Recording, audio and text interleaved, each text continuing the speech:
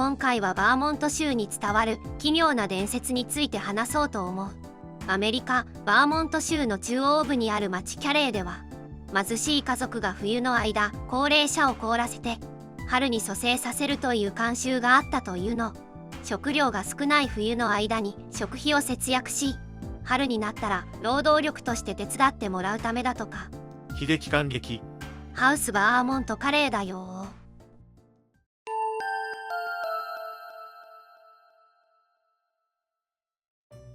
1938年頃、エルバート・スティーブンスという男性が亡くなった母親の遺品を整理していた時のこと。一冊のスクラップブックの中にあった新聞の切り抜きが目についた。奇妙な物語と題された話で、寄稿者の名前はイニシャルで AM となっており、叔父の日記に記されていた話だという。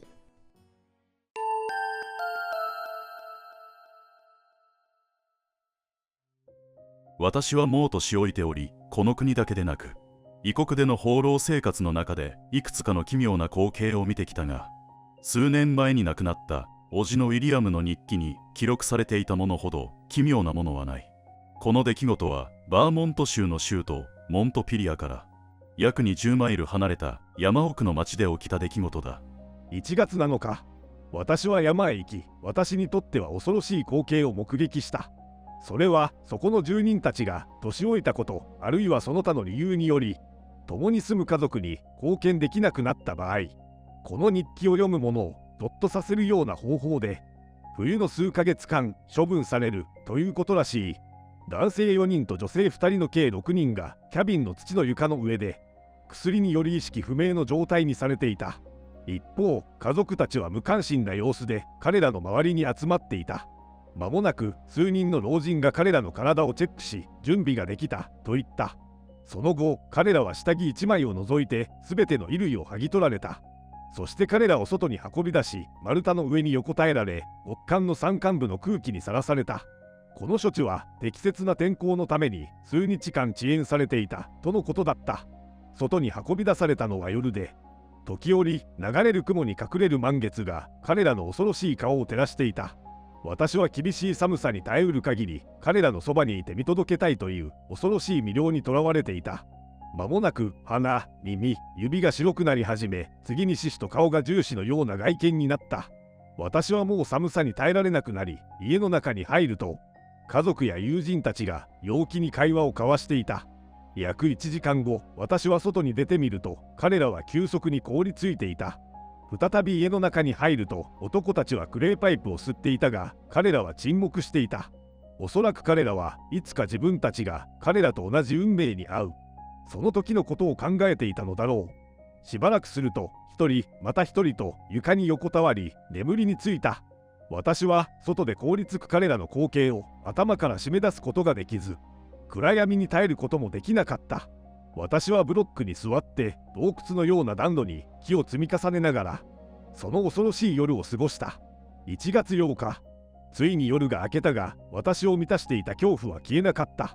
凍りついた彼らは周囲に巨大な雪の吹きだまりがある中、雪の上で目に見えて白くなっていった。女性たちが火の周りに集まり、間もなく朝食の準備を始めた。男たちが目を覚まし、会話が始まり、事態はより明るい様相を呈した。朝食後、男たちはパイプに火をつけ、何人かはお牛を連れて森へ向かった。一方、他の者たちは板を釘で打ち付け、長さ約10フィートの木箱を作り始めた。それが完成すると、彼らはそこに藁を敷いた。そして3体の凍った体を藁の上に横たえた。次に顔と上半身を布で覆い、さらに藁を箱に入れ、残りの3体の体を上層に置き、最初と同じように布と藁で覆った。次にこの山に住む肉食動物によって傷つけられるのを防ぐために上部に板がしっかりと釘付けされた。その頃、お牛を連れて行った男たちが大量の頭皮やつがの枝を積んで戻ってきた。彼らは急な岩場の麓でそれを下ろして家に戻り、箱をそりに積んだ後、岩場の麓までそれを引いていった。枝はすぐに箱の上と周りに積み重ねられた。この辺りは雪が20フィートもの深さに積もるだろうと告げられた。来年の春にはトウモロコシを植えるために彼らが必要になります。と凍った男性の若い妻が言った。もし彼らが蘇生されるのを見たいなら、来年の5月10日頃にここに来てください。私は運命に身を委ねた山間の住人たちを後にし、ボストンの自宅に戻った。その山とその恐ろしい場所に対する思いが忘れられず、何気ない日常に戻るには数週間かかった。5月10日、泥だらけの未舗装の道を約4時間乗馬した後、午前10時、ここに到着した。私は1月に去った時と同じ関係者たちが、凍結した彼らを掘り出す準備をしているのを見つけた。私はそこに生命があるとは全く予想していなかったが、抵抗できない感情に駆られ見ることにした。私たちは見覚えのある岩場の場所へと向かった。雪は溶け始めていたが、山の麓にはまだ深く積もっていた。男たちはすぐに作業を始め、あるものは雪をかき分け、あるものは枝を剥ぎ取っていった。すると間もなく箱が見えた。蓋が外され、藁の層が取り除かれ、凍りついていて明らかに生命を感じない体が持ち上げられ、雪の上に横たえられた。面の丸太から作られた大きな浴槽が近くに置かれ、ぬるま湯で満たされた。体は頭をわずかに上げた状態で別々に浴槽に入れられた。次に近くの棒に吊るされた大釜から熱湯が浴槽に注がれ、お湯が手を入れられるくらいの熱さになるまで温度が上げられた。つがの枝が大量に湯に入れられていたため、ワインのような色になっていた。約1時間入浴した後、体に色が戻り始め、全員で彼らをこすったりし始めた。これがさらに約1時間続くと、顔と四肢の筋肉にわずかな痙攣が起こり、それに続いてうめき声が聞こえ、命が失われていなかったこと、そして生命力が戻っていることが示された。彼らは少量のアルコールを飲み、浴槽の中で座ることができるようになった。彼らは浴槽から外に出され、家まで手助けされた。そして心ゆくまで食事をとった後、以前と変わらないくらい元気で、4ヶ月間の長い眠りによってむしろリフレッシュされたようだった。本当に事実は小説よりもきなり。以上がスクラップブックに載っていた新聞記事の内容だよ。ということで次はこの高齢者を冬眠させるという話についての世間の反応と話の検証について説明するね。チャンネルはそのまま。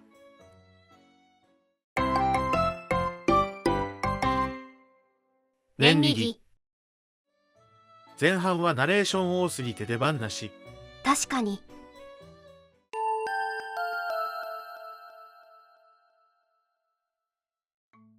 この記事を読んだエルバート・スティーブンスは、ラトランド・ヘラルドという新聞社にこのスクラップブックを持ち込んだ。そして物語は動き出す。スクラップブックの記事をもとに、1939年5月、ラトランド・ヘラルドの記者だったボブ・タックマンが奇妙な物語の特集記事を掲載した。その後さらに、ボストン・グローブやヤンキー・マガジンなどがこの記事を取り上げ、さらに大きく報道されることとなった。ヤンキーマガジンって名前があれやね、強めやね、万時間あるわ。はいはい、ヤンキーに反応しただけでしょ。年齢いくと男子はヤンキー話が好きよね。でね、特に影響が大きかったのが作家のチャールズ・クレーンが1941年に出版したウィンター・イン・バーモントでこの奇妙な物語を紹介し、さらにラジオでも朗読をした。レディオだとさらに怖く聞こえそう。徳永英明か。そして話が広まるにつれてラトランド・ヘラルド社には真偽を問う多くの問い合わせが寄せられ、バーモント州のモントピリア市長のもとにも多くの州から情報提供を求める手紙が殺到した。これは手紙来すぎじゃない。市長の顔が虚無ってますけど。コメディ映画みたいになっちゃった。じゃあ改めてバーモント州のモントピリア市長のもとにも多くの州から情報提供を求める手紙が殺到した。市長まで話が行くとは悲劇感激。ハウスバーモントカレーだよ。そんな中、作家であり歴史家でもあった考古学者のローランド・ロビンスがこの話の真偽を確かめようと本格的な調査に乗り出すことにした。ローランド、俺か俺以外かだな。イケメンがやたら出てくる話やん。でね、ホストじゃない方のローランドは州立図書館にある膨大な新聞のアーカイブを片っ端から調べ上げて、この奇妙な物語の初出が1887年のアーブス&パトリオット誌だったことを突き止めた。風営法以内だな。ホストから離れなさい。そして1949年、ロビンスはバーモントライフ誌に調査結果を掲載したところ、3年後の1952年にフロリダ州に住むメイベル・ハインズという女性から連絡が入った。ホストに釣られるように。違うって、彼女は。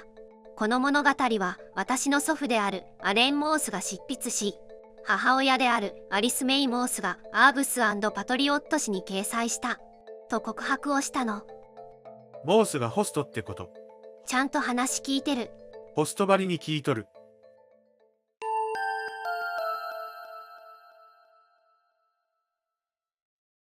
キャレーで農夫として働いていたアレン・モースはオールドウェスト教会の近くに住んでいたため、長年教会の世話役などをして過ごしていた。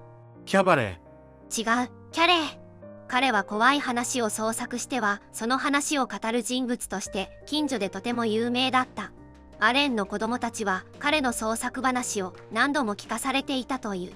じいじ、同じ話しがち。やめなさい。でね、娘のアリス・メイはその後アーブス&パトリオット誌に食事工として働くこととなった。食事工とは活版印刷が主流だった当時、原稿をもとに一文字ずつ活字を拾い集め並べて組版する職人のことだね。はいはい、話を戻すと、1887年の12月21日、アレンの52歳の誕生日だった。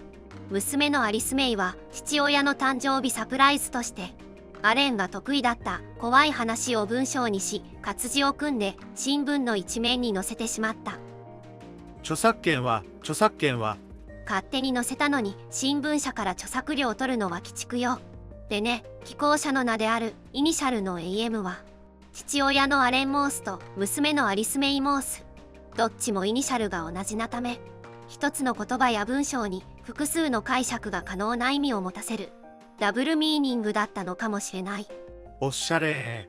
あえて実名を避けたのは創作話であるということが早々にバレるのを避けたかった意図もあったのだろうけど、当時キャレーの人たちがこの話について騒がなかったところを見ると、この新聞記事がアレンの作り話だと気づいていた可能性もあるね。地元では有名だったんだもんね。そしてアリス・メイの娘でアレンの孫娘にあたるメイベルがこの話の真相を知っていたところを見ると、メイベルも祖父であるアレンの怖い創作話を聞いて育ったのかもしれない。それはそうだと思う。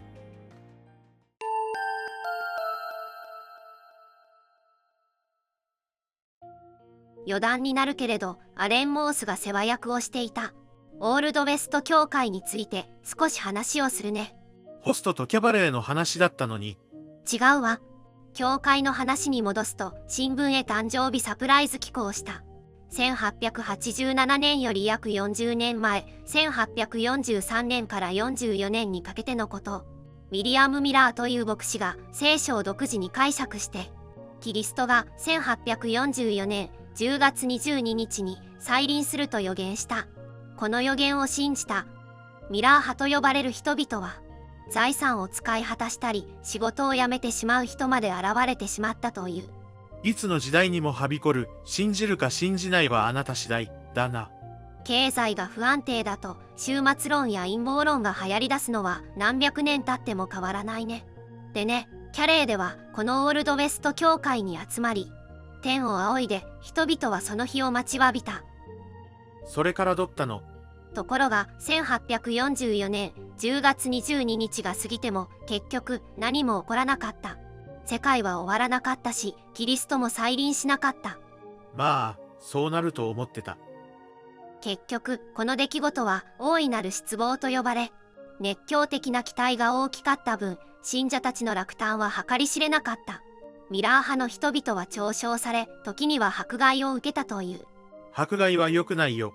そうだね。で、その後一部の信者たちは10月22日は地上への再臨じゃなく、天にある聖なる場所でキリストが最後の働きを開始した日だという解釈が生まれ、新しい教派の設立へとつながっていった。信じるか信じないはあなた次第。結局ね、外れた時にみんな言い訳ちゃんとすんのよね。キリストの再臨は話がでかすぎたね。まあ何にせよネガティブな予言の場合は外れてくれた方がいいけどね。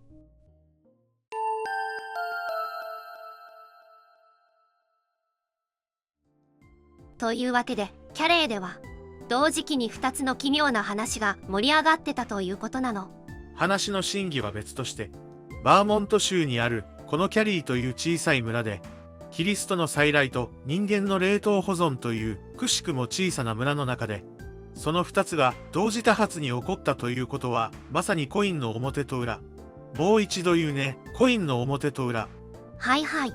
結局のところ教会の話はさておき、この冬眠伝説はフィクションではあったけれど、現実に冬眠をする動物がいる上に、将来科学や医学がどう発展していくのかわからないからこそ、人間にも期待してしまうのは仕方ないよね。超お金持ちが頭だけ超低温で保存されているなんて話を聞くけど、 SF の世界から現実的な話になるのはあるのかしらね。なんとなく冷凍保存よりもクローンで永遠の命の方が早い気もするけどね。なるほど、クローンね。ということで今回の話は以上だよ。どうだった？冷凍でも何でも人の心は凍結できないということで。ああ。ではまた次回もよろしくお願いします。あじゃしゃした。